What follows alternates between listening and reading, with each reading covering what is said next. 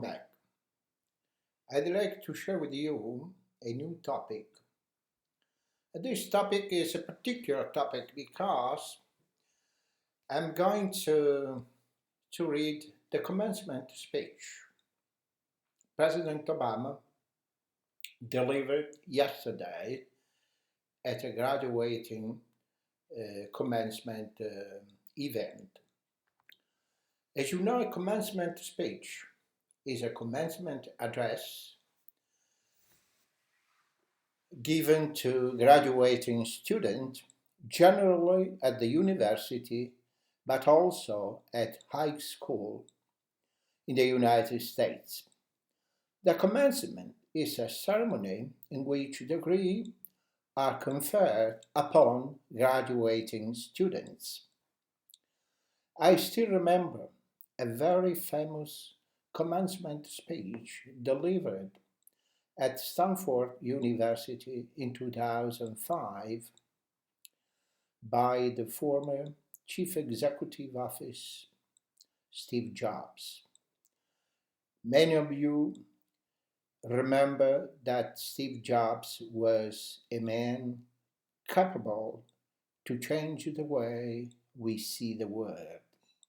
Am I recording this video just using a MacBook Pro, a computer, an Apple computer? So, I want to remember a sentence of his speech. Your work is going to fill a large part of your life. And the only way to be truly satisfied is to do what you believe is great work. And the only way to do great work is to love what you do. If you haven't found yet, keep looking. Don't settle.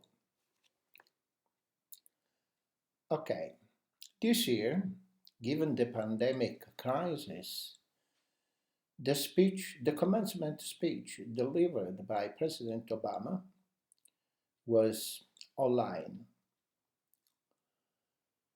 He spoke yesterday, at the Graduate Together High School Class of 2020 commencement, an event organized by XQ Institute, a think tank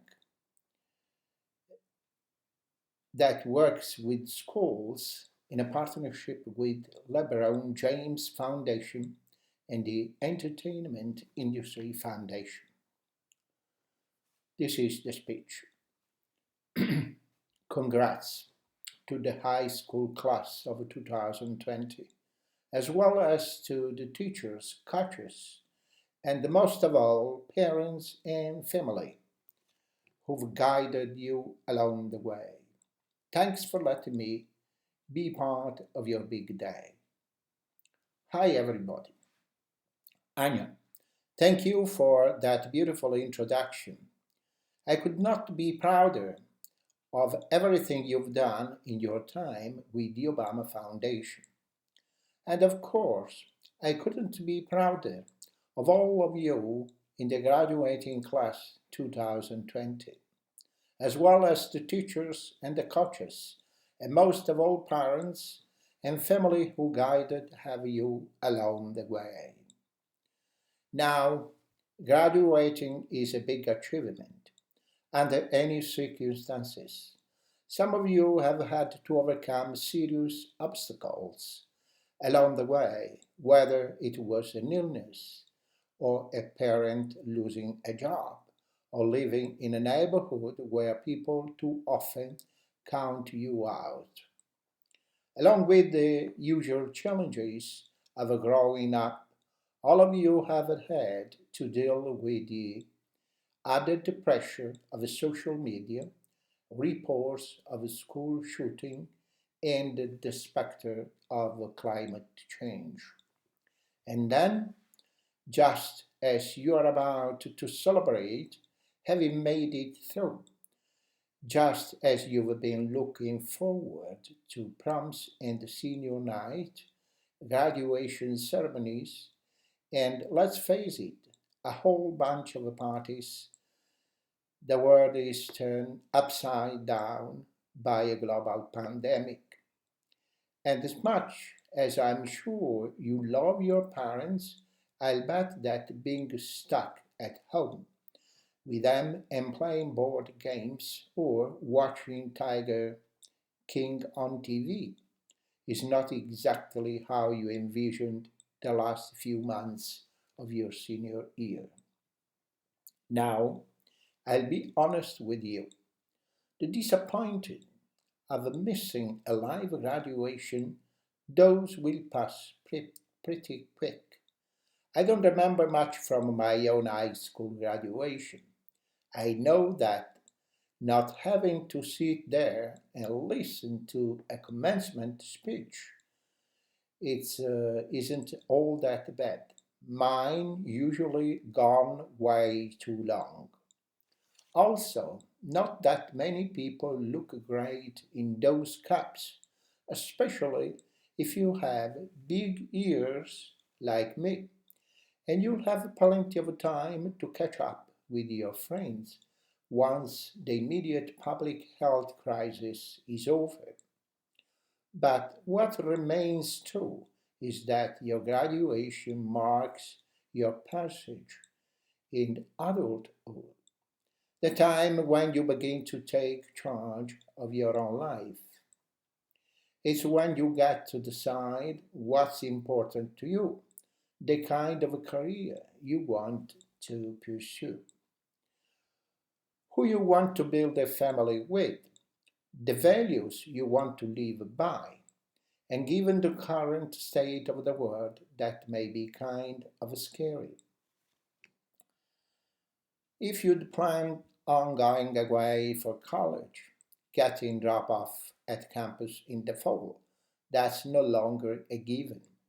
If you were planning to work while going to school, find that first job is going to be tougher.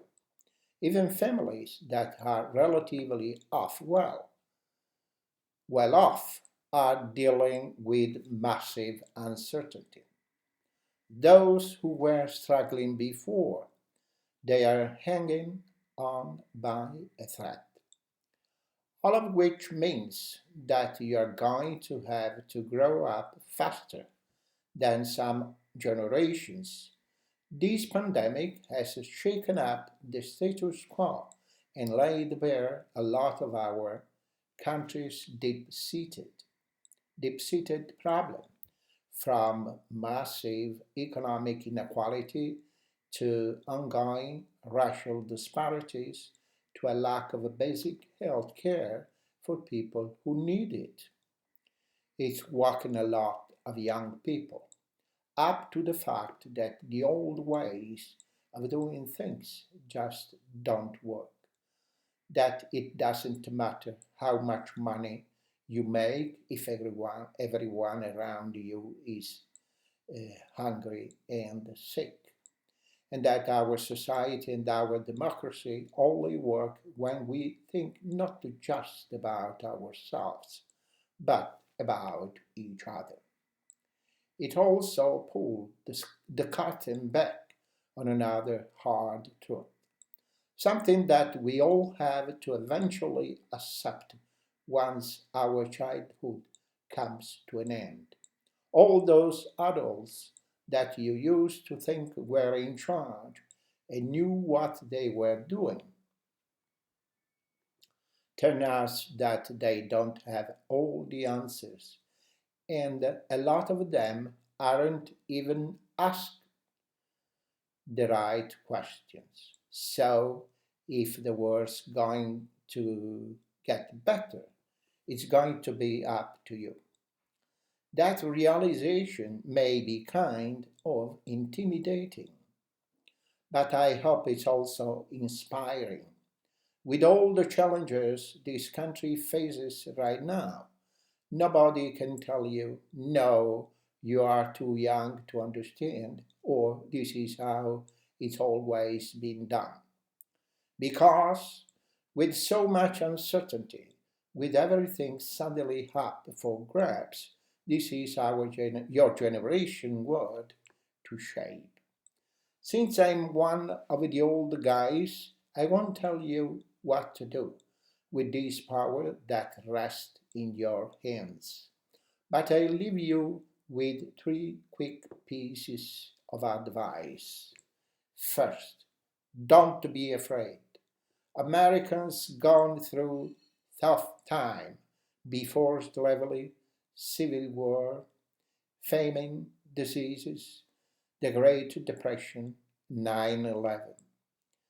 And each time we came out stronger, usually because a new generation, young people like you, learn from past mistakes and figure out to make things better. Second, do what you think is right. Doing what feels good, what's convenient, what is easier. That's how little kids think. Unfortunately, a lot of so-called grown-ups, including some with fancy title and important jobs, still think that way, which is why things are so screwed up. I hope that instead you decide to ground yourself in value that last, like honesty, hard work, responsibility, fairness, generosity, and particularly respect for others. You won't get it right every time. You'll make mistakes, like we all do. But if you listen to the truth that inside yourself, even when it's hard, even when it's convenient, people will notice. They'll gravitate towards you, and you'll be part of the solution instead of a part of the problem. And finally, build a community. No one does big things but themselves. Right now, when people are scared, it's easier to, to be cynical and say, let me just look out of myself or my family or people who look or think or pray like me. But if you are going to get through these difficult times, if we are going to create a world where everybody has the opportunity to find a job and afford college, if we are going to save the environment and defeat future pandemics, then we are going to have to do it together. So be alive to one another's struggles. Stand up for one another's rights. Leave behind all the old ways of thinking that divide us. Sexism, racial prejudice, status, greed, and set the world on a different path. When you need help, Michelle and I have made it the mission of our foundation to give you young people like you the skills and support to lead in your own communities and to connect you with other young leaders of our country and all around the world. But the truth is that you don't need us to tell you what to do because in so many ways you've already started to lead. Congratulations, class of 2020. Keep making us proud. And these are the thoughtful words, the inspiring words in this commencement speech President Obama delivered. Thank you, Mr. President. We miss you terribly. And I want to thank you for watching this video. See you next time.